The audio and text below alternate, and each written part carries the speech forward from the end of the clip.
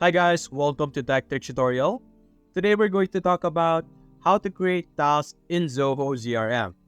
It's a step-by-step guide to follow easily, so don't forget to hit the like and subscribe button. Let's dive right in. Now to be able to create a task in ZOHO CRM, you're going to have to look over here on the top. You're going to have to select this option, task over here on the top.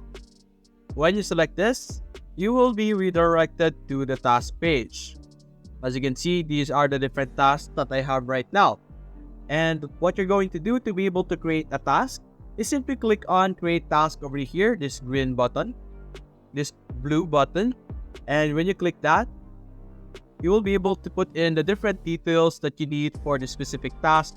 And after you click on save, you will be able to officially and successfully add that specific task that you wanted to add.